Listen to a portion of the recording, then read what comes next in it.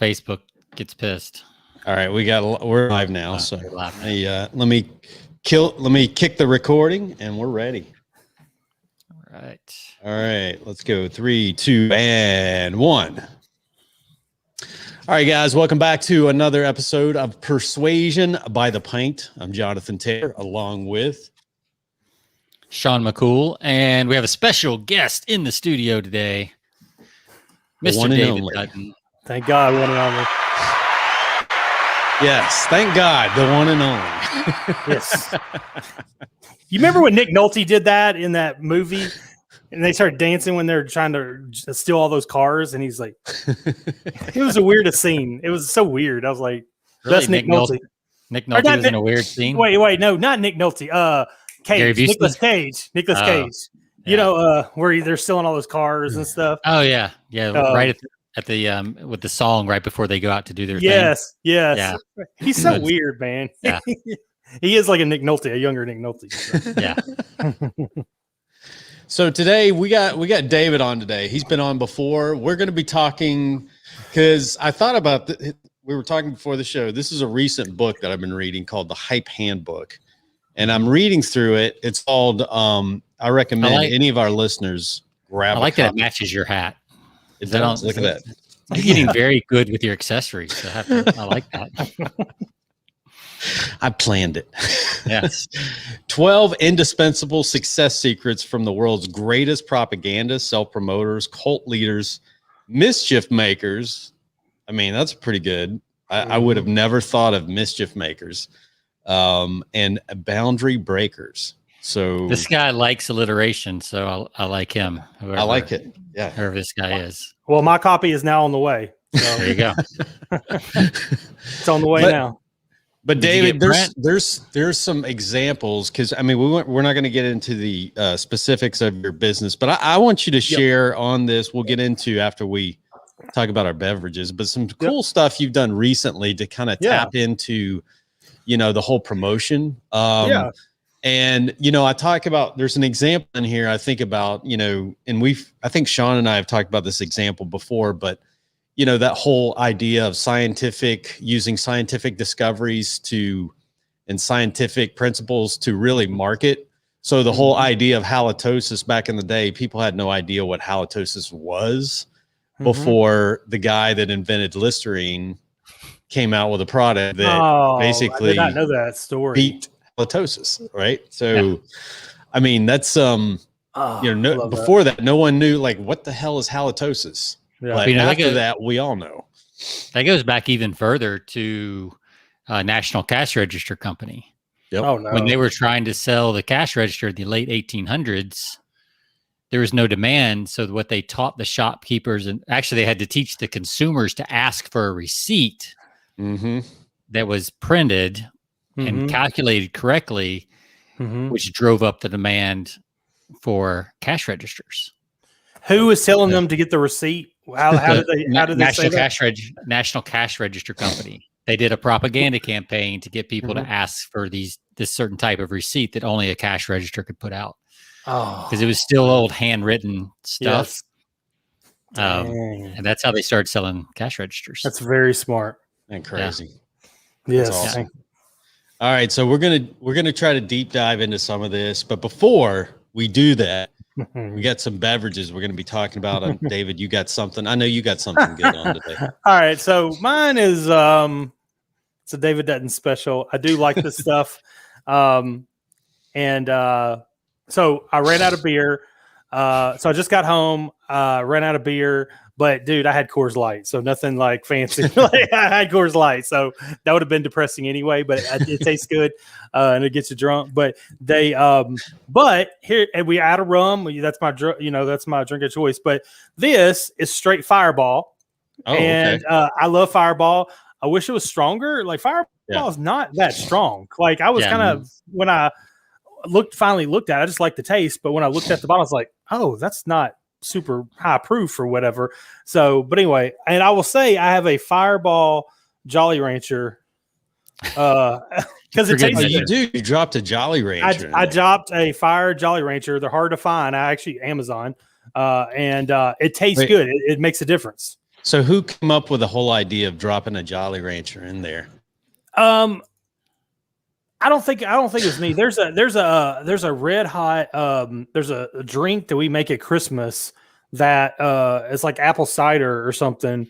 Yeah, I think it's apple cider you put in the crock pot and you put Fireball in it, and but it's made I think it's basically melted cinnamon. You know, like your grandma or something candy, like it's like not Werther's, but it's like, you know, those cinnamon things. Yep. You drop those and it melts in the apple cider. Okay. And I think that's kind of where the idea came from. And then I just love, you remember back in the day, the Jolly Ranchers, the long sticks, like you don't see them anymore. Yeah, the flat, long. Yeah. They used to have a fire one that was kind of rare. Not every store had it. And it was just so awesome. Like, it was such a great taste, but you don't see them anymore. But anyway, I got on Amazon and got the small ones. And I was like, let me just drop this in there. Might not do anything, but it does absolutely taste good. But I will probably have to have like 3 of these things to actually like make a dent. But we have tons of bourbon and we got all kind of stuff, and it's Friday. So that's what I got. So what do y'all got that's creative? Y'all got some random beer.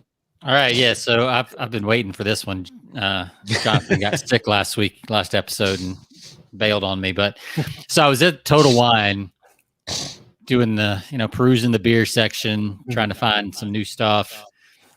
And I found a gift pack, so I'm like, cool, a gift pack, you get the free glass. So I got the free glass. Yep. It's from Yeti, or it's the Yeti brand. It's from Great Divide Brewing out of Colorado. And then one of the things is Yeti, and it's in an oversized can. Nice.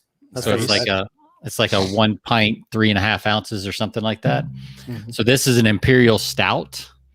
And it says originally brewed to celebrate the 25th anniversary in 2019, Big Yeti clocks in at a massive 13.5% ABV. This robust, roasty caramel and toffee imbued malty treat. They're selling that. They're selling that hard. Yeah, is as imposing as the Himalayas, but decidedly easier to surmount. Well-rounded and refined, blah, blah, blah, blah, blah. So we'll see. We'll see. Yeah. Usually when they get that strong, they can be almost too strong and they go the wrong way. So we'll see how this one does on the scale. Cool. But but they got me with the marketing of the gift pack. So it's like 3 of these different beers and then the glass. Gotcha. Cool.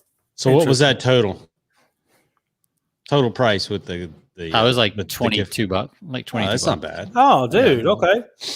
Yeah. They didn't oversell. I mean, that's not bad. Yeah, that's perfect. All right, so I'm following your lead, Sean, from last week because you went kind of a little off course with the the little whiskey mix. So I picked up something I thought would be refreshing today. It is from Dogfish Head Distilling Company. Wow, Vodka Lemonade. There you go. Dude, I like it. That's kind of a David Dutton drink. I'm surprised you're drinking that, Jonathan. I know. Be honest with you. That's a David Dutton weirdo girl. I would say girlish, but it's a little touch of girlish. But it's refreshing. Okay, let's just say refreshing. I would drink it. There's no. I get those random drinks. So no. I mean, with the shark on the label, it looks like something to be on the cooler on a boat for sure. Yes, like absolutely. If you're out on a boat or on the lake or on the ocean, and you open the cooler, and all that. Be perfect. Totally. Yep. You're sitting by the pool on a Friday afternoon. You got about a 6-pack of these sitting right next to you. Yeah. Done. Absolutely. So and it's like 90 degrees outside. You're looking for something, these summer months, you're looking for something not as heavy, but a little more refreshing, light, and not so light that you're going IPA, but Coors Light. Yeah, or Coors Light. Yeah. Although, David, I had some Coors Light this week, man. I had some Coors Light this week. Somebody else busted on that the other day. That's why I kind of was like, it's Coors Light, but I'm like, I like the taste, but I don't know what I don't know. I'm just like, all right, it's in the fridge. So you had some Coors Light. Yeah. I had some family in town this week. My brother's a big Coors Light drinker, so I went out. You got to make accommodations, so I went out and picked up couple of 6-packs of Coors Light for him. And, some for whatever. My dad came into town, so I had some for his preference. And then, of course, I got my own because I don't normally drink Coors Light. Interesting. Now, why is it? What? Because you are beer drinkers. I'll drink whatever. I'll drink, but like, why not Coors Light? Like, what's the thing? Like, what is based off y'all's knowledge? And I'll drink Coors Light over an IPA, but I like a little bit darker, maybe an amber. Yeah. During the summer, I'm not so. It's okay not to get go too heavy, but maybe I'm more of a. Yeah, it's mainly the flavor because I think wow, interesting. An amber or a lager during the summer is what I prefer. But yeah, dude, I think it's just a little too light. When you come into town, Sean, you're still in Texas, right? Yep. Okay. So, John, next time you come in town, I would love to go to, a bar somewhere and do a whole sampler of stuff. Like Mellow Mushroom has samplers. I've done that one time. And I would like to do that just out of curiosity. I drink random stuff. Now, here's the thing. If I'm out and I actually order a beer, it's Blue Moon. Yeah. No, I like Blue Moon. I like Blue Moon. If I order a beer, it's pretty much always that. And it's good. It's fine. I like it. And so that's cool. If you're ever in, of course, you have a Calhoun's over in Nashville, Dave. But my go-to so we went out to Calhoun's this week, the one on the river. But my go-to over there, they have a black bear that's really good because they brew their own over in Gatlinburg. But they have a red ale that is just awesome. I love it. Dude. It's one of my favorites with them. So that's cool. Good stuff. All right. So ratings. What do you we got to do our cheers ratings first. We got to do our cheers. Oh yeah, cheers. I haven't even drank them yet. Waiting. I'm waiting. All right, cheers, gentlemen. Cheers.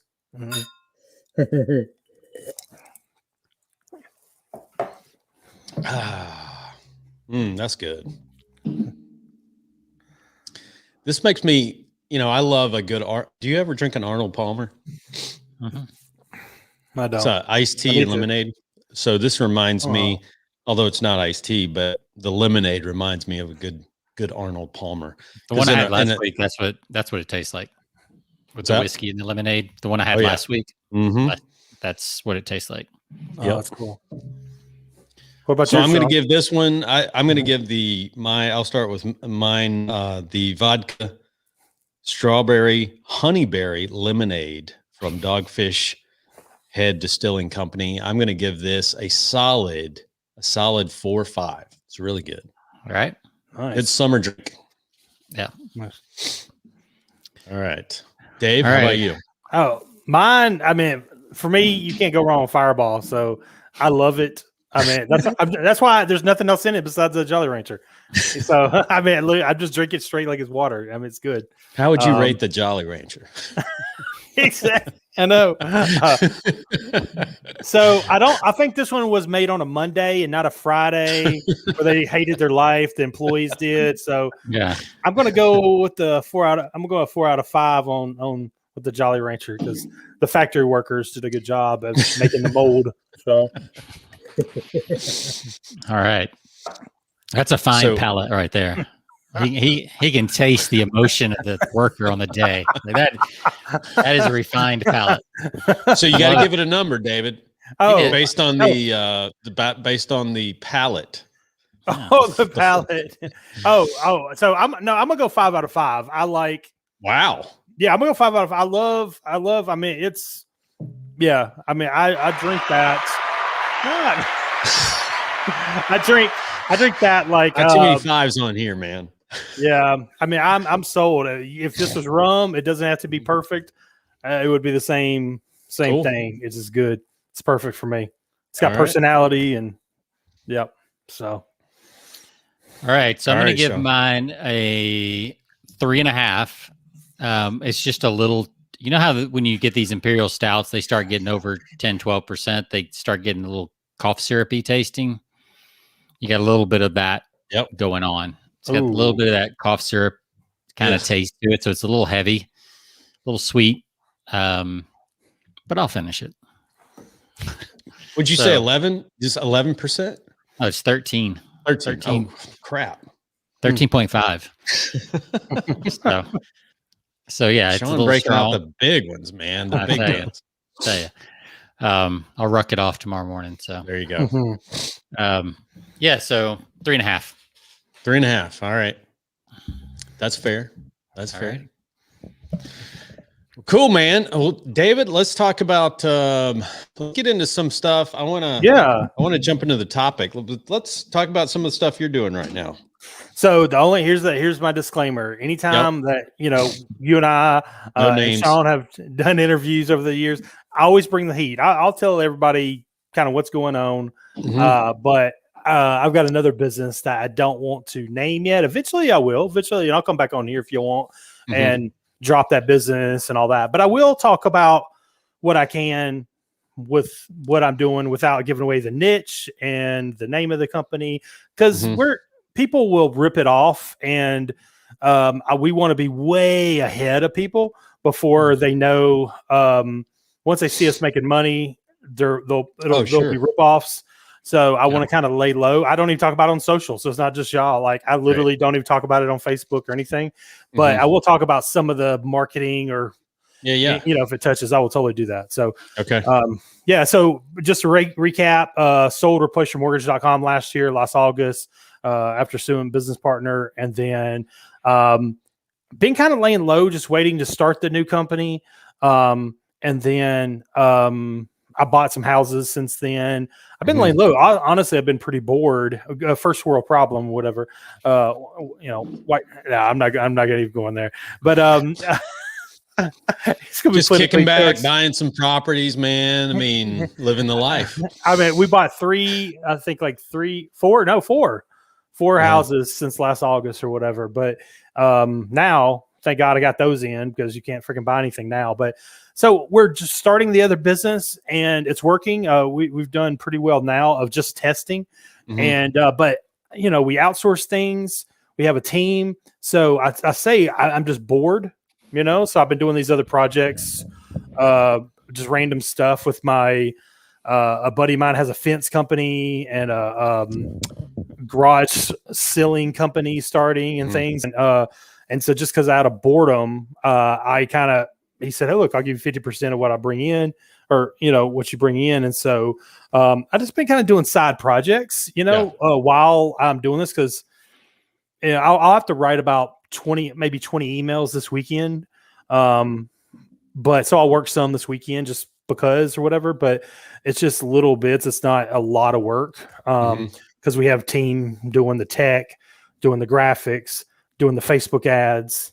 So it's like, the book is already done, all that stuff. The heavy lifting for the most part's done. Without getting into, go ahead, Sean. I was just going to say, I mean, David, that's one of your superpowers is the delegation and finding people to do that stuff. So I agree. I know you're a little bored, but that's also your zone of genius. And I was actually talking to somebody this week about, as you move up and you get more successful, like the new work tends to be less like the work you did in the past, and it doesn't feel like work. And it's a trap, because you've been so busy in your business and doing tasks and things like that when you start managing people or managing or even doing vision stuff and thinking, it doesn't feel like work. And and it's absolutely the most important work. It is. Like, for instance, I'm going to write the emails. I'm going to basically rewrite the emails that made us millions of dollars, my last company, and do something very similar. So, but, because why reinvent the wheel? But, but I love doing that. That's work, but not work for me. It's not digging a ditch for me, but it's like, could I outsource it to a copywriter? Yes. But I'm like, I like it and I'm good at it, so I do that. But anything that's remotely like out of my repetitive core competence, I'm out. I'm not a consistent person. I don't know, Jonathan, if you've noticed this over the years, but I mean, I just go big and then I won't do anything for a bit. I'll see what happens, and then I will fix whatever needs fixing, and then I'll go do something else like big again or medium, and then I'm always fixing and tweaking. That's just how it works. I don't really fight it. I wish I could say I was consistent, but I'm just not. I 43. I don't necessarily fight it because I don't think it's going to change. Although I like it, I could totally benefit from some consistency, but I'm just very like, how do I get a dollar from a human being? And I work on those activities and nothing else, but I'm just very bored. Again, were you ever diagnosed with ADHD as a child? No, I know. I wonder. I've never taken anything, so I don't know. I don't even know if they even had that back in the day, back in the 80s, because nothing happened in the 80s. It just in our day, no, nothing. I mean, you just see, it was always classified. My point is, it's always been classified as a negative thing. But I think that that's ridiculous because people that have a hard time focusing on the small things or small tasks. Maybe big thinkers, so, but we tend to categorize them as individuals that can't keep, stay focused on certain things, but typically because their mind is wandering to the big picture or looking at other things that interest them. So, I feel like not in a weirdo, what's the word? Schizophrenic. I feel like I always have 4 or 5 conversations in front of me, and it's always movies. I always have movies playing, like I visualize stuff, I see stuff, and it's always going. I'm constantly throwing stuff against the wall. I couldn't imagine Sherry hearing my stuff because, I throw stuff against the wall. Like I might want to go buy $1 million building one day, and I might change. I'm going to buy a farm, but I just throw stuff and see what happens. I go down a little rabbit trail, and to me, it's the equivalent of throwing it against a whiteboard. That's all it is in my brain. I don't think I'm any less of a person if I don't pursue that or whatever. But I feel like it's just a creative thing, and I look for opportunity. And then if I'm like, no, that's too risky, or that's just not my core competence, or that's ego, or whatever, then I'm like, no, cool. There's nothing there. So explain that a little bit more. Like when you say you start to go down rabbit holes and it's like a whiteboard, like, are you actually taking steps to like the $1 million building? Are you taking steps and if it doesn't work out, you just kind of abandon it? Yeah. I do that all the time. So there's a $1 million building, like $1.3 million building right now in Spring Hill, right in the main downtown. Okay. Big old white building, beautiful building. I want it. I would bring partners on it because I haven't arrived yet. I would need to bring some partners on in it. But like, it was built in 1840. So old home problems. So like, you don't know when to stop when you start tearing one apart. So that's a huge thing. I'm not sure what I would do with it. Right now there's 2 tenants in there, but dude, you owe like $1.3 million, man. Like that's a big nut. And it's like, you want to make sure that like you're not stuck. And so, but there's a little bit of ego. I'll be honest with you. I'm very transparent. I hate the word transparency, but I am an open book. Part of me is like, dude, that is downtown. Everybody's going to see that big ass building, and David Dutton, a good landlord's going to own that. And it's kind of ego and bragging. I will admit that. But here's the thing. It's more logical because I am not going to be on the hook for $1.3 million or bring partners in too. And we're stuck either not making money. Now, here's the flip side of it is it's downtown. It's a mutual fund or an annuity. Eventually the land alone will be worth what I pay for it. It's never going to go down or whatever. It's right in there. So you can't lose per se, but it's like, I don't have infinite money. And neither do my investors. And so it's like, there's probably better deals. So but listen, I called the city. I found out I had to go through the historical commission because it's 300 feet away from another historical building. So they have say-so in what I can even do the exterior. That's tough. So like I go through that stuff. So that's me going down a rabbit trail to see if there's opportunity. Do I smell opportunity? Right now, I don't. Yeah, I think that's cool because I think a lot of people would just kind of do it on,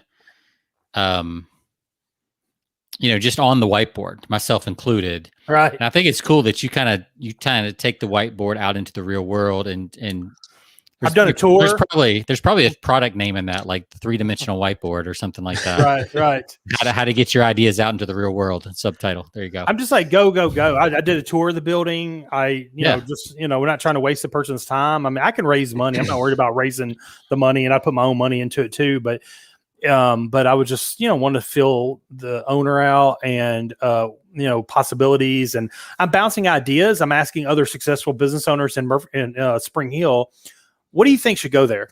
Mm-hmm. Because they have a different brain than I do, and they bring different life experience, and they might give me an idea just randomly, even though they're not going to own the building. Yeah. I'm like, hey, you live here. You've been here 10 years. What do you think should go there? What would be cool? And so I just kind of bounce it off. But right now it's a dud, and so I just kind of, all right, cool. Throw this. So I'm kind of vaguely looking at a farm. There's this farm, and I want to do a Christmas light drive through, and it's like 1.5 million or something, I think. And it's like 20 acres. And, I kind of look at that, but I do that on everything, different business ideas. Sure. The cool thing about internet business is it don't take a lot of money. Right. You just look at, okay, don't want to waste my time and resources. Is that something viable? Is that going to be worth my time at this, at this level or whatever? That's what I look at that. But internet business, I mean, even if you spent $3,000 and you just blew it, it's not the end of the world. Right. It's just not a huge deal. So one of the things I've always admired about you, Dave, is that you're you're a good promoter of things. Oh, thank you. One of the examples I was reading in this book that I was talking to you about is that, I don't know if you guys ever bought any of the Echo clothing line. Remember, I don't know if you guys remember Mark Echo. Did you? I had the sandals, I think. I feel like did you? Sandals, I think. Yeah, because it was kind of that hip hop stuff. So I figured, David, back in the day, you probably owned some of that stuff. But okay, so you got the shoes. Yeah. But he was talking about, it was using one of the examples in the book, was talking about how he first got his opportunity at a Macy's store, which, I mean, if you get an opportunity with Macy's, that's huge. Yeah. And they were going to give him one specific shelf or one specific area of the store that they were going to be, and it was basically a test. It was his opportunity to kind of test the clothing line to see if it was going to work. Mm-hmm. So what he did was, he didn't leave it to chance. Mm-hmm. What he did was he hired people off the street to basically put up posters and stuff, like basically around, his clothing line. And he literally paid people to go in and buy, his merchandise. Obviously that's not sustainable long-term, but it was actually, it was a primer to get people to see what was going on. Yeah. And obviously that changed everything, because people, people would see people crowding around, he'd pay people to go stand around all of his displays and stuff like that. He'd pay people didn't know that, but he didn't do that forever, but obviously it was like the Kickstarter, I think it buys you time too. Mm-hmm. It's a weird thing. It bought him time to have another discussion on getting maybe better placement. Maybe it wasn't the best placement. That's right. But now he might get a little bit better placement and now there's a little buzz going on, and he might, and then have a conversation with the higher ups, that's an interesting. Yeah. Well, I mean, I was just telling one of the groups that I kind of mentor, there's an app called Billo app. It's mainly for e-commerce people, and people will do user generated videos for you, like Instagram videos, and they'll review your product. You mail the product to them, you pay them $50, and they do a review for you. Yep. Same thing, right? It's kind of, it's that made up publicity. Right. Yep. And there's a few rules with it that you have to abide by, but you can pretty much have them say whatever you want. And some people are like, well, is that ethical? Like, it's all a commercial is. I mean, the commercials, right. Exactly. It's the same as a commercial. It's just probably a little more creative than the average commercial. Yeah. I agree. So it's interesting how, because I know that's a comment a lot of people would have with something like this. the example you just gave, Jonathan, is like, well, is that ethical? It's like, right. I think that's what we're kind of talking about. Like with the hype, is hype ethical? Is it, is it just, obviously you can use it however you want. Yeah. But because I had this same argument with the copy a lot of times with people, just copy in general. And my thing is, people are so skeptical, overly skeptical in a lot of cases, that sometimes these tactics are just to get you back to even. Yeah. Oh, wow. Yeah. I never thought about that. That's an interesting thing. So to me, it's like, well, everyone's jaded. They've been burned. Yeah, they've been burned. Yeah. They've been jaded. So you're using good principles and good tactics just to get you back to a fair shot with the public.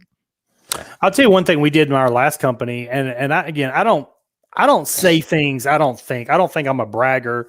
I don't consider myself a bragger. But there are a few things I think I've done in my life that I'm like, all right, like even for me, I'm like, oh, that's pretty legit right there. Like, yeah. But this one I'm gonna tell you is one of those in the top 5 for my whole life. If I was a judge in my own life,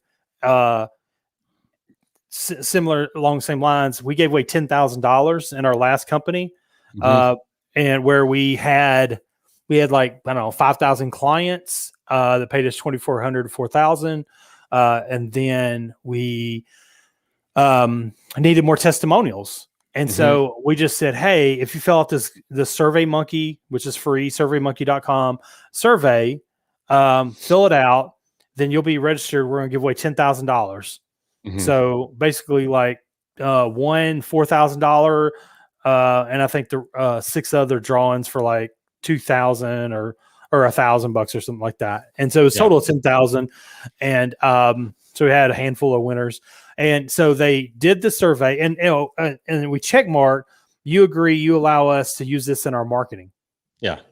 And so they filled it out, and I did something I learned from Sean Souza, the Brain Audit, which is one of my favorite products I've ever bought. Oh yeah. Yeah, so good. He does the negative testimonial, which is phenomenal. And so instead of like, Sean is good. I thought, he was a scam artist, but then blah, blah, blah, learned, whatever. Like you start with like the perception and you let people tell you, and it could be negative, like you're saying, you start. And so I did before. What did you think about replace your mortgage? Before, what'd you think after you bought? What happened as a result of you buying? And would you recommend to a friend, and why? I think those are the questions. And that's the format of it. And you can't, as a copywriter, you can't even write that stuff. You cannot write it. So we had 467 people fill it out, which is insane. We paid 2 admins to go through it, put it on Google Sheet, and pick the top 150, just the top 150. And we took them and put that on a spreadsheet, got their photo off of Facebook, and they formatted them. And we did a page called Proof, replaceyourmortgage.com/proof. Yeah. And we had 150 testimonials, case studies on one page. Yeah. And then you could click on each one. It was a blog post. Their entry was a blog post. So we had 150 pages. For whatever reason, my partner who bought me out last year took it down. And but that was the best $10,000.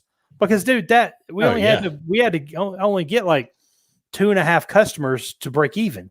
Right. Yeah. So, when you show people with a page of preponderance of proof, 150 testimonials, but we paid, we did a contest for that. We didn't pay everybody, but like we had a contest, but we had to, because mostly only people talk about the negative and not the positive, Yeah. So it's hard to get people to do something that's positive. Like, okay, I'll get around to it, whatever. Yeah, and that's brilliant. I love that. For people listening, obviously cash is king, and that's people respond to that as well as anything. But you could also give, your business didn't really allow for this, but a lot of people's businesses, they could give away a free course or something that's not cash out of their pocket. Oh yeah. There's tons of ways, an extra book, an extra something. Obviously, like I said, cash gets people's attention probably more than anything, but there's joint plenty of venture other options. With others, venture with other businesses. Yeah. You know, for prizes, stack it up, you know? Yeah. I mean, there's a million different things, but the key is it's got to be something people want. People will be, oh, yeah, I'll fill that out, you know? Yeah, I'll take 5 or 10 minutes. Yeah. People, by the way, we've had funny. Sean Souza's come on our show before talking What? about that.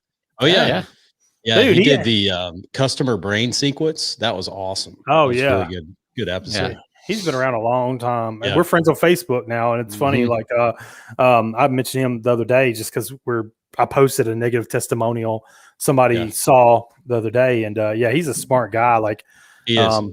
Successful business, and he doesn't work 3 months out of the year. That's his podcast. You know, that was like the interesting thing that when we had him on, he's like, I take a vacation like 3 months from my business where like nothing. And it's pretty much just him and his wife, and then some contractors here and there. It's amazing how lean he's kept it. I know. I mean, all these years it's the same. He'll come out with some products, but not a ton. He doesn't do anything different, like nothing crazy, you know. But it's a smart dude. So, without getting into your business, like, can you share a little bit about like some of the recent stuff that you've done, like with the because I was like, man, that was brilliant when you shared with me some of the marketing that you did with the this professor. I don't know if you can get into did you look at the TV spot? Did I say that? Yeah. Okay. Yeah. So when you're selling, there's a great book, Trust-Based Marketing, somewhere on my right behind me. And just that thought process of selling trust. The whole premise of the book is selling trust. Yep. And you think about that alone, selling trust. That's almost, besides the offer, that's almost what you just have to do. Like, and you focus on that and proof, like very hardcore principles. Yep. And so we have this concept that we're teaching in our new business. And I had this idea sometime last year. I said, who's smarter than a PhD? And so nobody, I mean, dude, you got to be super egotistical to think you're smarter on a topic than a PhD. Okay. And so think about that. So the consumer is not probably going to argue. You'll find somebody. You'll find somebody eventually. But most people, the consumer is not going to say they're smarter than a PhD. So I went on Upwork.com and we ended up paying 5 PhDs. I won't say the topic, but 5 PhDs in a certain expertise to go through these scenarios and vet them. And if you didn't agree, don't agree. You know, we didn't say like, hey, give us a fake endorsement or anything. Right. Just vet it. Like, here's the situation. If you don't understand it, let me know. I'm happy to answer the questions and whatever. So they did. And so and I got them to write a report. Well, I say a report, like 100 words or something, like whatever. Yeah. I don't even know, but just there. And got their photo and everything. So for $2,500, we basically got the endorsement of 5 PhDs, the smartest people on the planet on a topic. And we can use that for forever.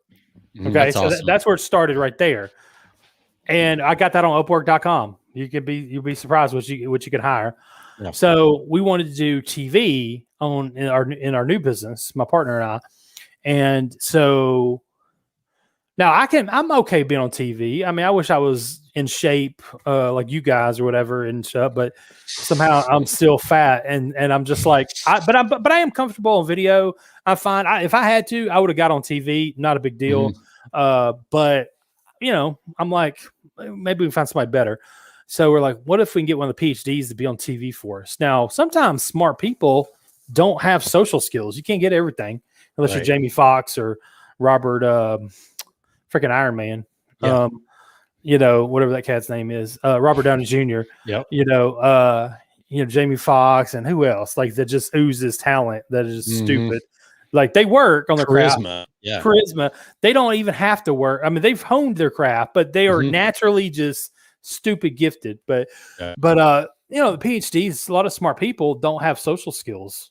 I mean, a lot of them struggle with that. 2 of the 5 had really good social skills. So I asked this one, hey, can we fly you in from California to be on TV in Nashville? He's like, oh my God, yeah, I actually did some plays and at one point for something. And he was on TV one time being interviewed for the university, University of Southern California. And I watched it, and it was just somebody in the crowd, and he was interviewed. I'm like, oh yeah, he was totally calm, or he was really cool. Yeah. So here's the crazy thing about the internet. I've never met this guy in my life. He ain't never met me. We paid his plane ticket, and I was like, well, how much would you charge us to be on TV? And here's what we want you to say. We wrote the script because that's what we do. And we know how the psychology of what we want to say and all that. And he goes, well, y'all are good guys. Y'all just pay me whatever. And I was like, well, thank you for trusting us. That's nice. And so flew him in, set him up at Hotel Indigo here in Nashville, and met him early that morning. I gave him the script about a week before, and the TV spot, you go on all these local TV channels or whatever, these local TV spot, you fill out a form and they give you 3 questions. It's a 2-minute segment, and we write down the answers too, the questions and the answers. And so I met him. He memorized it. I went over it with him a few times the day before. He flew in. We got together at 10 o'clock in the morning on that day. First time we ever met, kind of crazy, cool thing. And then we went over it 3 or 4 times. I acted like I was the reporter. And then we went to Channel 5, and he walked in, and I couldn't go in with him because of COVID. And he did. He came out like 10 minutes later. And I was like, is everything okay? They're like, yeah, he nailed it. And I was like, okay. And nice. And then he left, and then it was going to be aired in 2 weeks. So it was like I want to say the 24th or 27th of May. So just recently. And I watched it. Sean, I'll send it to you too. I watched it, and I was like, oh, that's why it only took 2 takes. He freaking nailed it. Like, I wouldn't change anything. And here's the thing: when you can't tell that was a script, can you? No, absolutely not. It looked like he was just, it was so natural from his standpoint, but you didn't realize this guy had like I don't know if he had a photographic memory, but you say he memorized like every line. I would say 99%. Like, he might have missed something, but I don't know what he missed, if he missed anything. Right. It was just like, and he could tell he'd never been around. He blew his mind because he had never been around like the stuff that we talk about. But I said, okay, there's a lot of psychology. He said, well, I could tell it's written a certain way. He said, I can feel it, but he had never been around it. So he said it was kind of cool because he said every word was very specific. I'm like, yes, it's doing a job. It's doing all this lifting throughout, peppered throughout. Right. And so, from the call to action, every question is very, the first question was a setup of like, who are you? And and then what's the, segue into the problem and the solution. Right. So he dropped that he was a PhD in mathematics. He's a professor on the first line. And that, what he really likes to do is blah, blah, blah. And so, so it's pretty cool. And so now, what we did was we actually made, this is crazy. It aired on 8 o'clock in the morning, a 2-minute spot, which is nothing. 2-minute spot, 8 o'clock in the morning on a Friday to a non-targeted market, just whoever's watching Channel 5 at 8 o'clock in the morning on a Friday. And we made $1,100 that day, and which is not gangster money, but like that is way proof of concept. Because people bought the book and some software and things like that. So like you said, non-targeted too. Not even. There's just. It's just so random.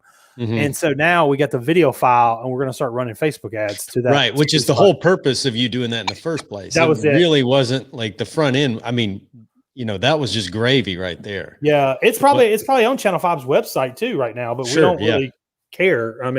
That's just whatever to us. But your whole goal is just to get that video so that you can use that in a more targeted approach in your advertising. Yeah, we'll put it on our homepage. We'll run Facebook ads to it, possibly YouTube ads, stuff like that. So that's just, again, stacking credibility, authority, proof, because this guy, it wasn't endorsing our book, right, but he said he learned the concept from this book. Sure. And he held up our book and everything, and but it's like, all right, big dog, what are you going to do? Argue with a PhD? Sure. And so it's going to just, I look at it as almost like John Carlton would talk about like writing to like a 450-pound slob or something. You know this more than us, probably, Sean, but like write to the laziest prospect, and then you'll get everybody else. I've always thought about that. So when you got a PhD, that's the top of the pyramid. Like, all right, and then they'll get everybody else on that. So that's just one. Yeah, that's one of the things that we're doing lately. That's just that work. It's worked already, but I can't imagine. I don't know what to expect. I have no idea what to expect, but I feel like it'll kill with Facebook ads. Oh yeah, using that principle of authority. Like we talk about the principle of authority. There you go. Who else better? People trust experts. And somebody's got a PhD beside their name for whatever reason, that generates a little trust. So we got also, we're piggybacking on the trust of the media. So people don't trust the media as a whole, but local media is still like authoritative, right. We don't trust, most people probably don't trust CNN, although you could still do well on CNN. I wouldn't mind running on CNN if it made sense, but your local station, it's like, oh, I grew up watching those people, sure, that type of thing. So so you got the trust of the channel of Channel 5 and the authority of a PhD, and then the call to action, we did a triple your money back guarantee. He said, so what I like about this is the publisher is giving away, if you don't like this, if this doesn't work for you, then we're doing a triple your money back. So it's really a no-brainer. That was the line that we wrote. So it's like, then you have an offer that they can't refuse. It's like, okay, all right, you got me. If I'm even closely targeted, then you got me, And what's funny about those guarantees, because it scares most people to offer something like that. But the stronger the guarantee, the fewer people that will take you up on it. Oh yeah, because they feel like, well, he don't really have to worry about this. it. Well, that, and even I think there's some psychology that happens. It's like, well, I mean, he was willing to give triple, so maybe even if I don't like it, maybe I'm just missing something. Right. Yeah, and I appreciate that he gave that. So maybe seems like the book. It's the seems idiot. like the book. Yeah, it's like it seems like the book was legit. Like I, got my $15 or $20 or $500. Knowing David, probably $1,000 book. I don't know. At least 1,000. So I think that's really powerful. Like, Jay Abraham's talked about that. Like a year-long guarantee is much more powerful than a 90-day. Yeah. I mean, you get into some issues with shopping carts and things like that sometimes if you go too long. We did with with PayPal and lifetime guarantee. They shut us down on my last company. Yeah, so you have to take those into account as well. But they shut you down for what reason? For offering it puts too much liability on them because they have to pay it back first. Yep. Okay. And then if you don't have cash flow to go to pay them back. We had $15,000 they held from us for 6 months when maybe 2016. And that was still, I mean, it's still a lot of money, but that was gangster money just then, $15,000. And they held it for 6 months. It was, I never forget, it was like a big Christmas present around December is when we got that money, but they held it for no reason. We had no refunds, no chargebacks, and they just didn't like the verbiage on our website. But I think they're kind of scammers too, even though PayPal is a massive company. I think they do. I mean, if you Google class action lawsuit in PayPal, you'll see tons of stuff. Sure. And, I think they probably hold the money and invest it more than likely and then give it back or something. I mean, I don't know that, but it's just, so anyway. So we made a great offer and then, we got that stuff going on. There's different things that we're going to do.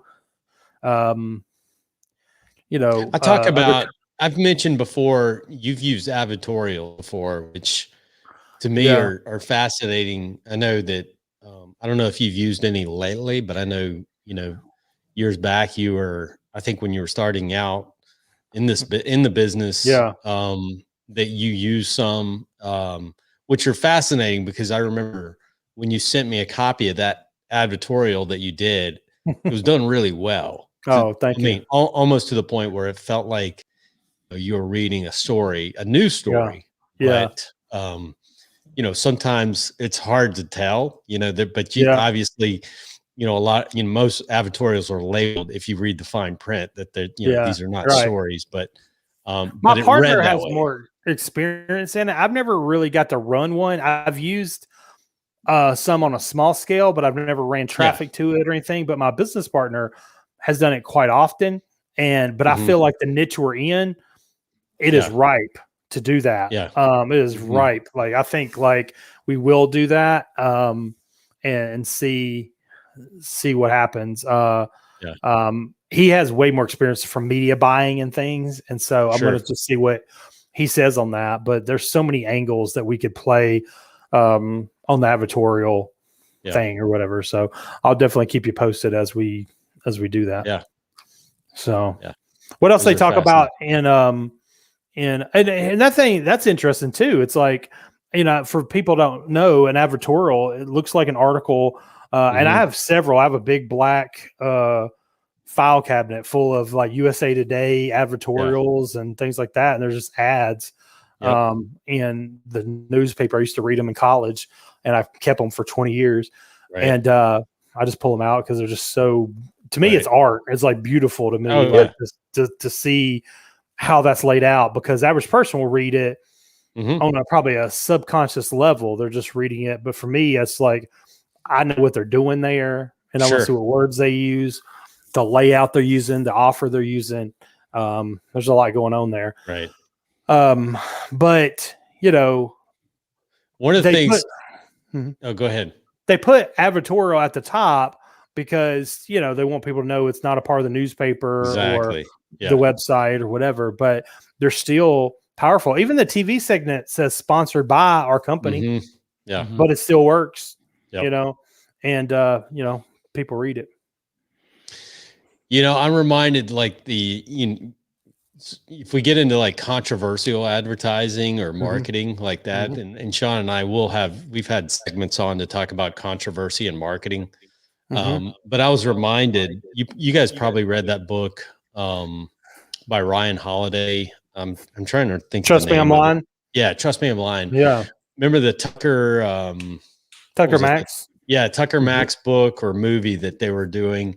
He paid to have paid to have the billboards. I love that. Promoting, and then he paid people to go out and deface the billboards, right? Oh man. I would do that. Like I'm not trying to, if I had an opportunity to do that right now, if the stars aligned, right, I want to do that so bad. I'm jealous he did that. I mean, I just think it's just so fun to snap people out of that coma they're walking around in. Absolutely. Like, because that's what you got to do. You snap them out of it, But then what he did was, it didn't stop there with defacing the billboards. Then he snapped a picture of those defaced billboards. Yeah. Got home and then basically sent out to, local media, bloggers, people like that are always, they're hungry for controversial news stories. I mean, they're always looking for something to put out. And what's the first place that who's the first place that he reached out to is the local media. Like, hey, just saw this, right.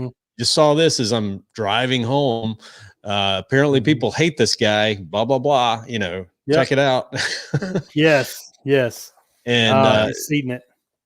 Yep, exactly. Seeding the controversy. And then, before long, people are literally, he's basically what he's done is seed, using, defacing some of these billboards. So what did it do? It created people that wanted to, like, a lot of these, groups that were against that come out of the woodwork, and they started doing it on their own. So it just kind of exploded from there. But I find it fascinating what you can gin up. It makes you wonder, like in today's, media environment where it's always we're just kind of set in motion to be angry at at something. Yes, I was going to say it makes you wonder how much of this is just basically fake different levels propaganda to get something something pushed through. Or I was going to say the same. Yeah, I was going to say the same thing too. I think that on that level, I mean, I think some of these organizations right now, and of course the media, and advertisers, because it's just more advertising dollars for them and stuff. So I don't know. I don't know what's right and what's wrong. I don't it's a very interesting discussion, but I think we probably mentioned last time when I was here, but I painted that Epstein didn't kill himself. Talk about controversy.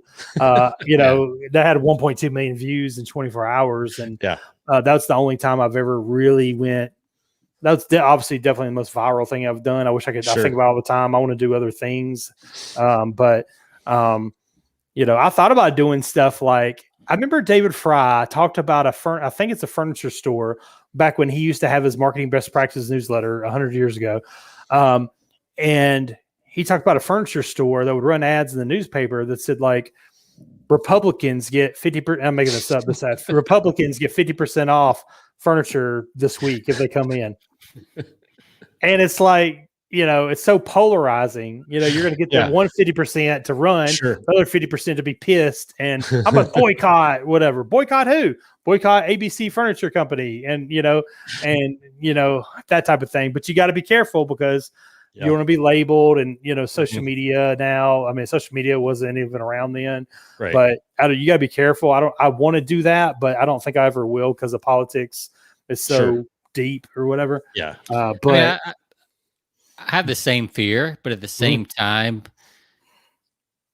if you look at people who have done something like that, where they've taken a bold stand politically, they've all come out okay. Yeah. And they've gotten a more loyal base from that. Instead of having 10% of both sides, which is what, 20%, they end up with 40% of one side. Yeah. So I think it works out today because it is so evenly split. The country is so evenly split, at least with politics, and really most issues are 50-50 these days. It seems like, so I think you could get away with it. I mean, I really do. I just think you have to be willing to put up with the hate side and trust that your other side is going to come through for you. Right. If you look at who was it, Goya Cookies last year when Chrissy Teigen was putting them down because they went and visited Trump and all this stuff, and their sales, they had the biggest quarter they've ever had. Right. Just, that kind of stuff. There's actually a whole list of those from last year that had their best years ever because they cited one where they made a very clear stand. One where the My Pillow guy, he's having his best year and he's out of all the retail stores. Right, they've literally kicked him out of all the retail. Yeah, so his margin, not all of them, most of them. So his margins are probably higher. Yes, because he's not paying retail rates. So I thought about doing something to stir the pot one time of So have you ever seen the grilled cheese sandwich food truck that is fake? No. Yeah. Oh man. I would be very upset if I went up to a fake phenomenal grilled cheese truck. Somebody took, and I will send it to you once we hang up on this. Somebody took a picture of a yellow food truck, totally blank canvas. It was just a food truck parked in probably a store that sells food trucks or whatever. It was just a trailer. Okay, nothing on it. It was just yellow and black, and that was it. And somebody posted on Twitter a couple years back. They took a picture after they photoshopped different messages on there about a grilled cheese, and it was stuff like, and it's right there on the food truck, but you couldn't really tell it's photoshopped. Right. It said stuff like, and I'm making this up because I can't remember exactly what it said, but it said something like, get out of here if you want anything more than tomato on your food truck or on your grilled cheese sandwich, or I mean, it was just a couple of different crazy messages. Like I said, I'll send it to you, but I thought about doing something like that in my hometown or in my town here. Or there's a guy selling selling Trump flags and all that. And it was just, I mean, that was so crazy. I would not do that. But I thought about just to stir the pot for fun. I wouldn't have any business to promote or anything, but there's a restaurant that decided to move, a Cajun restaurant that moved back to Louisiana. And I thought about, there's not anybody in that spot right now. Mm-hmm. So I thought about like putting like Photoshopping like Trump store, but like really good Photoshop, not like, oh dude, that's a freaking Photoshop thing. Like, right. And then I'm not going to do it, but getting somebody to post a picture of it that, you know, they think it's real, that says, guess what moved in the place of Delta Bound? That was the name of the restaurant. And it's a Trump store. And then it would just go ballistic on our face. And I would post it. I would have a stranger post it in I Heart Spring Hill, which is the city Facebook group of 27,000 people. Mm-hmm. And they go ballistic in there or whatever. But I wouldn't benefit. I would just enjoy stirring the pot. But, you know, just because it's so controversial or whatever. But I don't know. I'm not going to do it. I'm trying to find something else that I can benefit from. But I don't know. I thought about hiring paparazzi one time, like going in Starbucks and then, and I'm not opposed to doing that, of like getting people to take my picture. It just has to make sense, because I'm not doing it for ego. I'm doing it to have fun, but also if I could promote my business as well. Because if you look at book publicity campaigns, like there's some fun things that people have done over the years. I thought about I used to eat at Panera. Yeah, that's where I used to be at. Like Panera in Cold Springs a lot.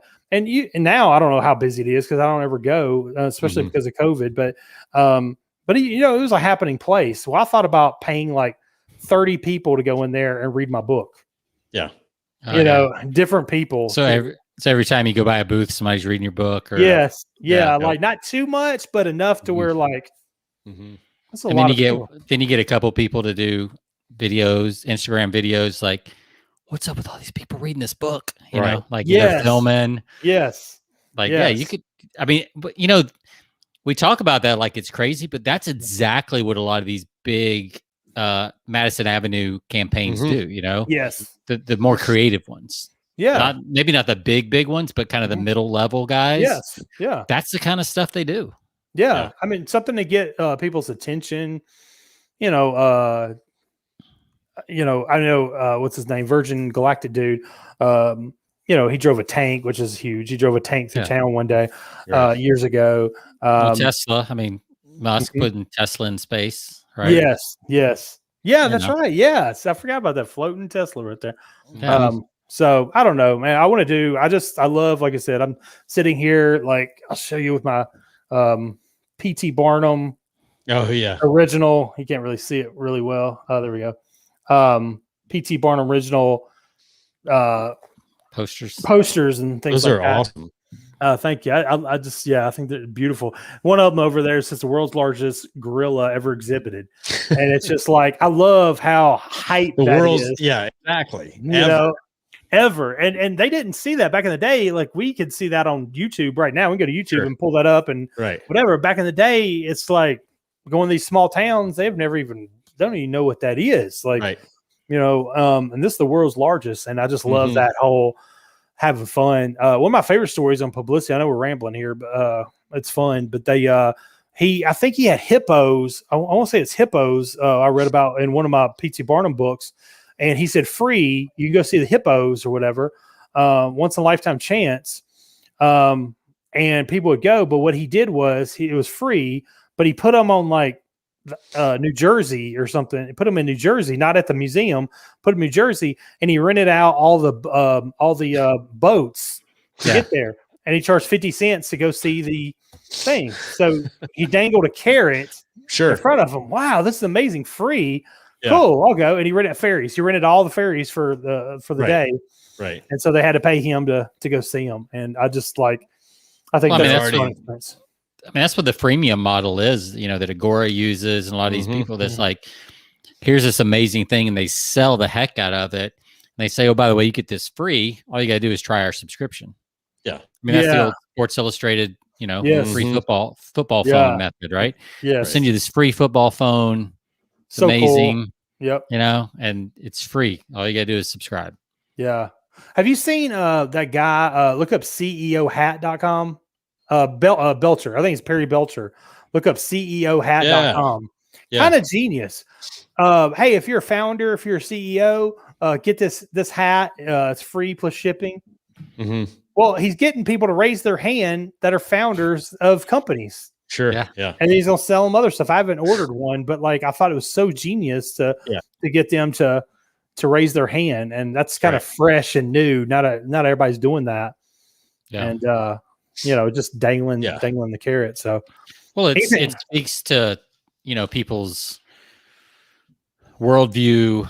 It's more about them. It's less about you and your book or something like free plus shipping is a great idea and great for books and stuff, but at the same but if you can give somebody a hat that identifies them, that's fresh, that's powerful. It's they can feel that. It's more about them than it is about your book. Even though the book is designed to help them, it doesn't feel like it's theirs. Yes. So I like that. I think I had not heard of that. So cool. Anything interesting in that book, in the Hype Handbook? Anything that stood out to you? Yeah, I mean, a lot of some of the case studies, like I was telling, I don't remember if it's like I mentioned this before we were live or not, but just the halitosis thing, which I find, I mean, there's a number of examples like that where we've talked about like creating creating a solution out of a problem that most people don't know exist. Yeah. Think about that. Most people, how many times have we not known about problems until they're brought to our attention, only to be marketed a solution to those problems, which we didn't even know about. Right. So, halitosis, there's some other things we talk about, like, Febreze. I think that's a product, Sean, we talked about a number of times before. That's, if you go all the way to Eugene Schwartz's, completely unaware, that's how you have to market that stuff. You have to create the problem first. Schlitz did it, back with Caples. Schlitz, unfiltered water, or whatever their thing was, filtered by steam or something like that. Nobody knew that was a problem, that it wasn't. Right. And it really wasn't a problem because everybody that made beer did it the same way. Right. But because they brought it up as a thing, it's like, oh, it must be a problem if it's not. Right. So it can either be a real problem or it can be kind of an implied problem. Either way. But that's the ultimate cold traffic strategy. If you're really trying to scale and go cold and bring in completely new buyers, you have to do that. You have to create a problem, like we said at the very top, the cash register and the receipt. I think about in my industry where it's manufacturers, I do a lot of discussion. A lot of my discussion is with like people that are chemical engineers, right? Because I like to get their feedback from chemical engineers to say, what are some, because I want to get their input. What do you, in testing and all of their studies, what are some things that they see that maybe the public or maybe a lot of companies or out there that are using these products in a certain way are not aware? And if they bring something to my attention that remotely is something different that I can identify, I'll hone in on that and use that in, some sale copy that I send out to some of the companies that I'm targeting. It may be like, hey, you may not be aware, right? Bringing something new to their attention. That's really always cool. Raises a concern or a fear. That's what you always want to be doing, is raising a concern or a fear that they're either going to be losing production capacity or losing, dollars, in terms of like wasted time on the manufacturing floor, all sorts of things like that I can use to my advantage. I'm always picking their brains because I'm not the smart guy. I pick the brains of the guys that, are the scientists and the experts on all this. And I'm like, just tell me what I can, does this sound legit, or remotely legit that I can use? And, so it's cool, and if you can back it up, that's even more powerful. So, I think, yeah, just a few core principles like that: authority, trust, proof. Like an offer. I mean, I bought a course. I was telling Sean, I bought a couple of weeks ago. I bought like a golf course, like it's a golf video course on changing my swing. And he brought, the way they sold it was bringing something to my attention that I didn't even know existed. Like you can, like if you change your swing by like, I didn't even know, like you change the angle of your swing by bringing, it's called the single plane swing, right? And it's known by all these golfers, but I didn't know about it. But it's if you want consistency, if you want to hit like straight shots every time instead of like hitting left or hitting right, and being consistent sometimes and not always hitting it down the middle, then here's what you got to do. And so what was fascinating, the way they sold it is the guy that invented the swing was like this autistic guy, like, oh wow. And he invented it back in like the early 1900s because he practiced it. And he was this phenomenal Canadian golfer that I didn't know much about. And they told a story. And but he said, he tapped into the problem that so many golfers have, obviously, that they're using, it's like a 2 angle where they pivot their arms. I'm like, this is crazy. How come I didn't hear about this? And so the further you dig, the more you click the buy button. Yeah, I mean, it's that mix of research and then creativity and taking old ideas and bringing them new and all that kind of stuff. And that's the hard work we were talking about earlier that's making David sleepy. Is like, sorry, I've been tired all day. Is like the thinking is hard work. Like to think about these things and I think that's why you need conversations. You need to have people in your life that you can have conversations like this that spur ideas. Oh yeah, 100%. And David, I know you're always reaching out to people and things like that, and reading books and all that. But yeah, there's so many ideas, and I think we all, myself included, get lazy with kind of the proven things that work, and also it's a little risky. It feels a little risky to try some of these things. But really, they're not that risky in the grand scheme of things. No, set aside a budget. Only test it on part of your list, I mean, even if you wanted to test it geographic, like if you say, well, what if I do it online and it bombs? Like you could test it geographically, with Facebook ads, even if you're not geographically confined, put it up in one area to see how it does. Yeah. I think the more and more about your prospects, Captain Obvious stuff, but like that, I'm telling you, that's one of the things that I'm going to do the same thing in my new company too. But the more you know about your prospect, why they buy, why they don't, objections, just little different things about them, then you can really figure out what to try. Then it lowers your risk a lot more, because you see why they buy, and then you go like, okay, let's target something about this because this is a hot topic. If we did a publicity stunt about this or advertorial about this, this little niche thing over here, I think it will bump it up 3 or 4 points, but just knowing the prospect or whatever. So for sure. Dude, we got to do this again. Oh yeah, we do. So here's what I want to do before we close out. I want David to share a story because I love this. So I remember this, Sean. I don't know if you know the story of this. When David was married at his wedding, he this is what's cool because it fits what our discussion's all about. So I gotta get you to share the story, David, the guy that sang at your wedding. Oh right. I almost had him at my house again. And okay, cool. And how you made that connection, because I was like blown away. Because I was at David's wedding, but it's cool because we talk about reaching out to like people of influence, celebrities. And I was always like, man, that is so cool. But tell that story if you because it's good. Let me say side note before I tell this. I don't want to give too much details, whatever. Maybe you talk about it in another podcast, but talking about reaching out to people. I'm a little nervous saying this or whatever, but so Kevin Trudeau, who spent time in prison, he is out now. I'm probably going to be talking to him this week on the phone. And I messaged him this week and emailed him, and now we're chatting on Telegram. I didn't even know about Telegram, but I just got on Telegram and freaking talking to him on there. And then he's like, yeah, let's connect later this week. But he was in prison, but he's a very smart dude. I will say he has done a lot of shitty stuff, but he, so anyway, I won't go into details about that yet, but I'll talk to you guys later about it. But talk about reaching out to people. I mean, this dude was making like $2 million a week with a self-published book.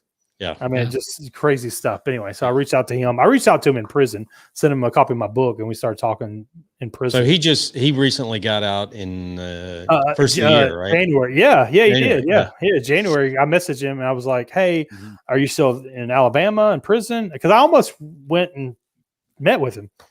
Yeah. Because I don't even know anybody in prison. And I was like, man, I'll just go pick his brain about infomercials and stuff or whatever, but I was very weird about prison. I felt like I was going to get shanked or something, like I never went, but dude, it's only 3 hours away, but I was super nervous. So I never went, but I messaged him. I was like, hey, remember me? Sent you the book. We talked and whatever. He said, yeah, man, how are you? I said, he said, man, I've been out, but I'm on home confinement for another 10 months. And which one was this? Was he at the Arkansas or Alabama and Birmingham? Alabama. Okay. All right. Yep. So anyway, he told me this week, he said, for our listeners, while you're looking at that, people that don't know Kevin Trudeau, I think like if back in the early 2000s, late 90s, early 2000s. Kevin Trudeau. Talking to Kevin Trudeau. So he's like he was like he was like the consumer advocate, like against things they don't want you to know. I mean, I remember seeing his infomercials on all the time. Sean, you probably I know we've talked about him a time or two in the past. I mean, he's I will say he's done some shady stuff. I mean, he owed like $35 million and stuff, but you can still learn from anybody, I will say. Yeah. So I don't want to, that's why I'm saying like, it'd be interesting. I think it'd be interesting because you can learn from anybody. And like this guy, you can't take away that he had a self-published book, and he was doing $2 million a week he was making. Yeah. That ain't normal, And so anyway, I'll go back on the other topic the story you wanted to tell, but I thought y'all get a kick out of. Oh yeah. Talking about Kevin Trudeau or whatever. When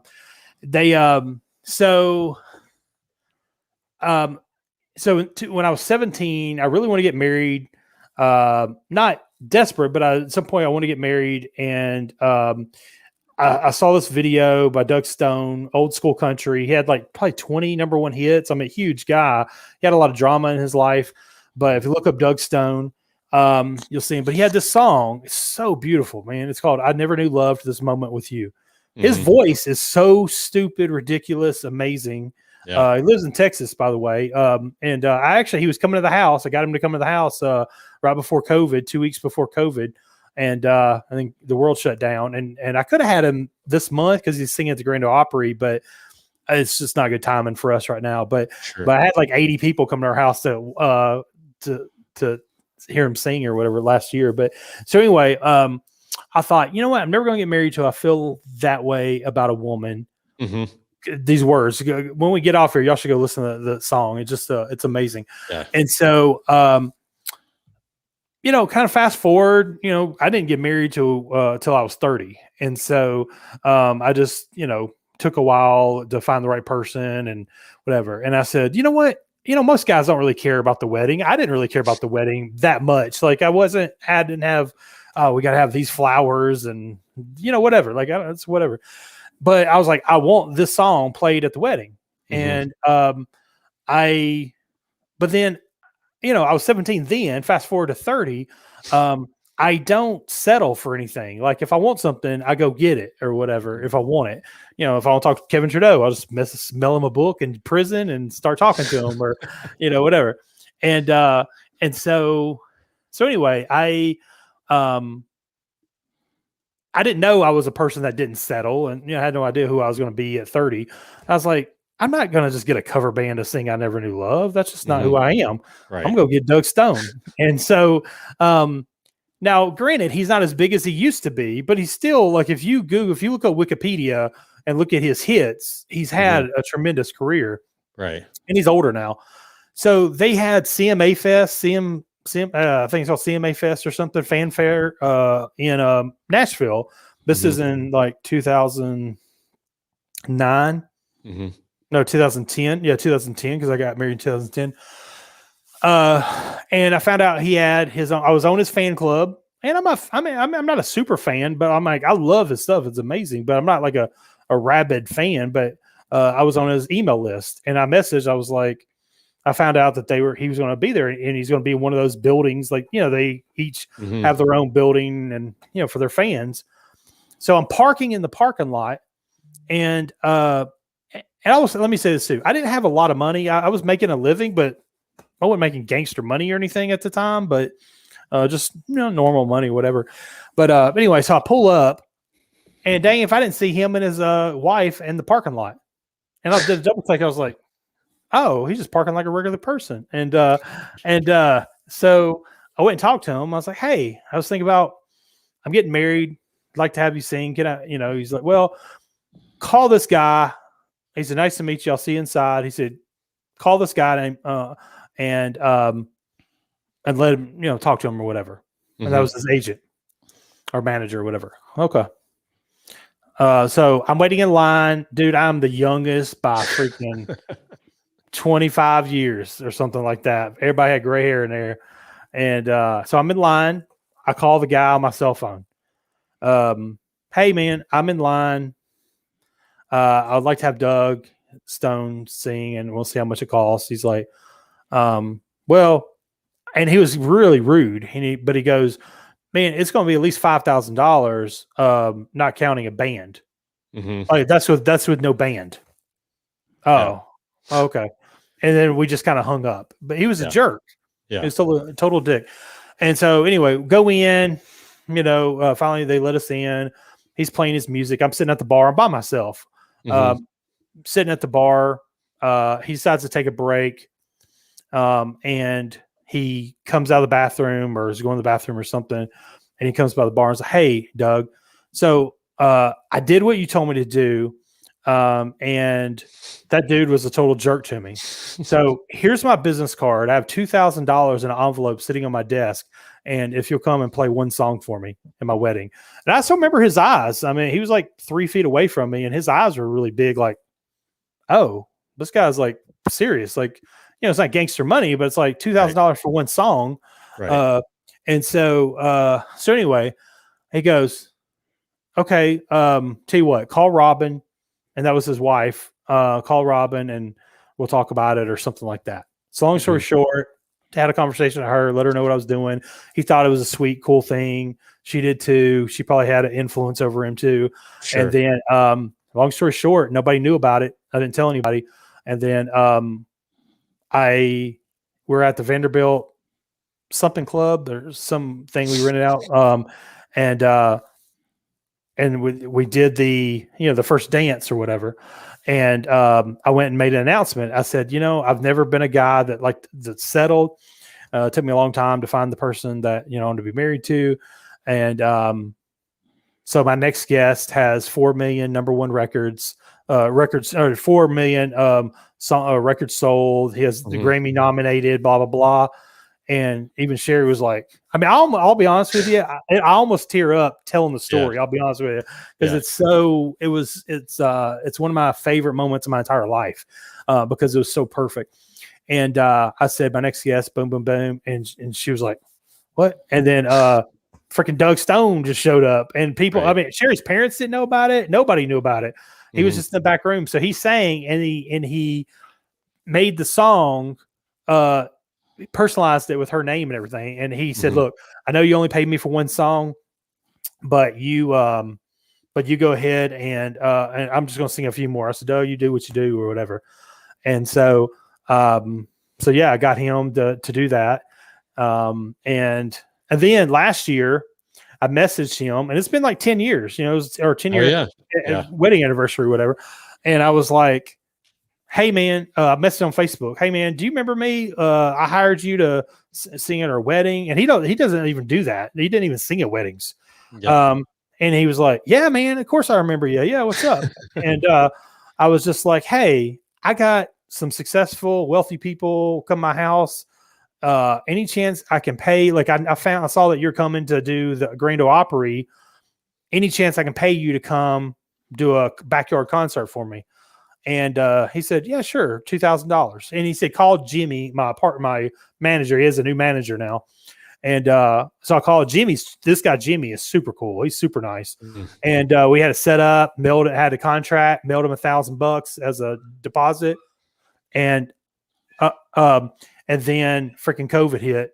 And it was my birthday. It was kind of a big I mean, I had 80 people coming to my backyard. Mm-hmm. And I live in a normal neighborhood or whatever.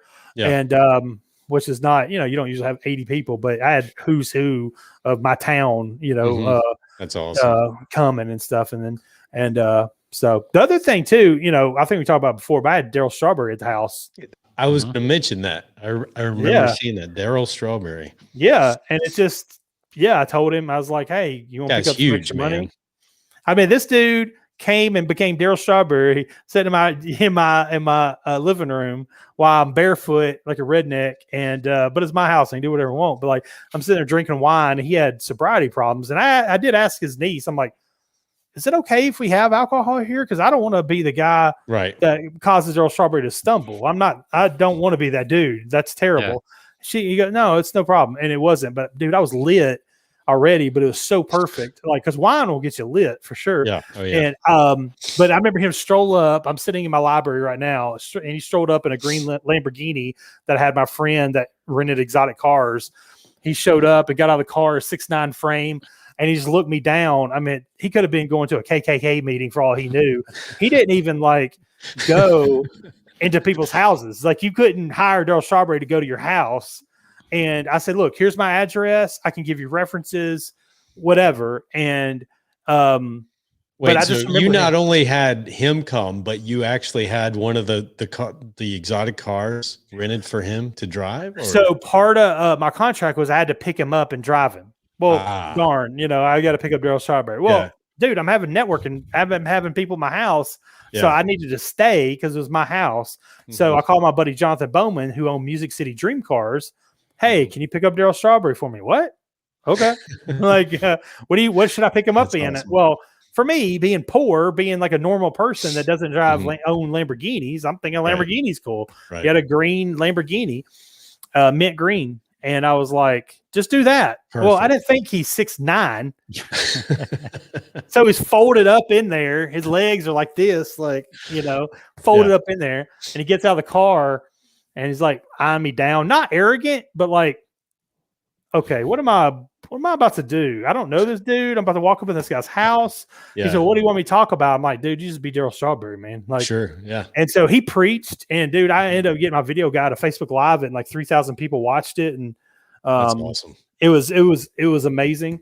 But it attracted all kind of people. I mean, people 2.5 years later, people still talk about it. I'm thinking about having him back at the house. I mean, he's got a new book out now, and I'm thinking about, doing something like that or whatever. But there's a cool book that you're reminding me of. It's called Blue Fishing. Blue Fishing?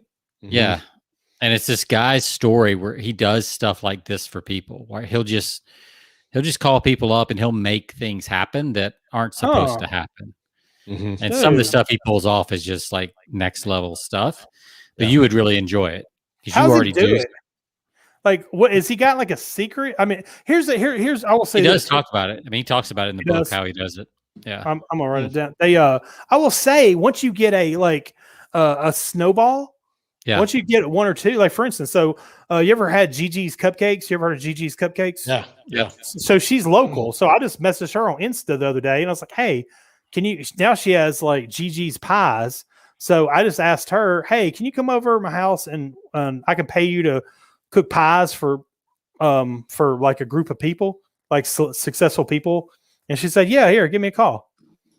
And, she had like 100 franchises, of Gigi's Cupcakes. And it's like, but if I get her, Daryl Strawberry, just different people, then it's like, who is this guy? Like the Bluefish guy. Who is this guy?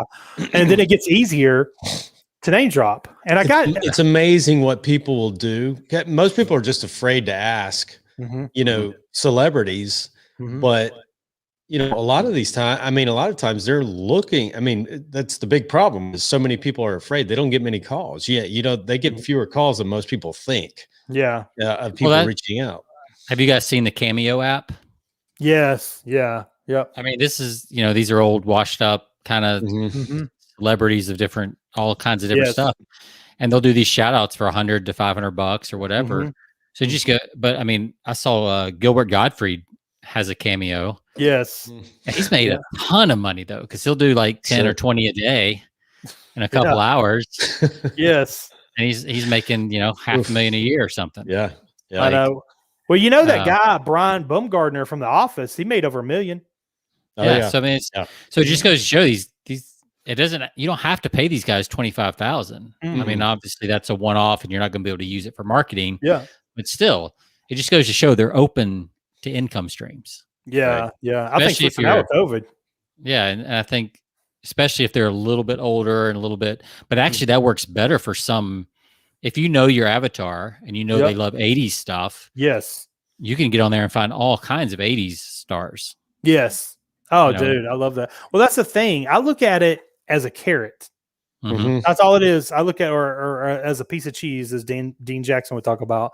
And you just put a piece of cheese out there, and it attracts other people. So to come to my house to do Daryl Strawberry, I went ahead and I didn't charge for that.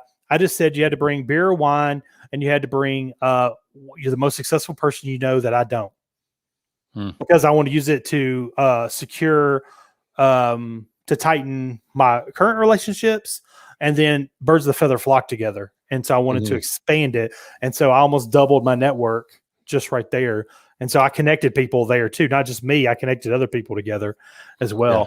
So do you remember the old, I think it was either the 80s or 90s, the old Equalizer TV show? Yeah. Not the new one. Yeah. You know how at the end he said, you owe me a favor. And that's how he got everything done. The blue fishing guy does something similar. He's like, I'm going to help you, but I'm also going to require your help on a future project to make. That's how the mob works. That's how the mob was so successful. That's true. That's true. So he might help a guy who's like a high level CEO for a tech company. Yep.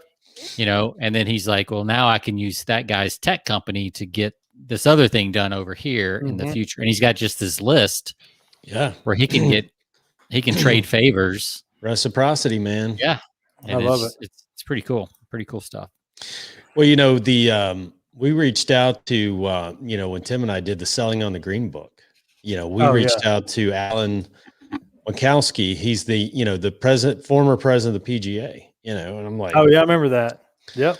Man, I don't know what he's going to say, but it's worth a shot. It don't matter. It just says no. Absolutely. I don't care. Absolutely. So you know what he says?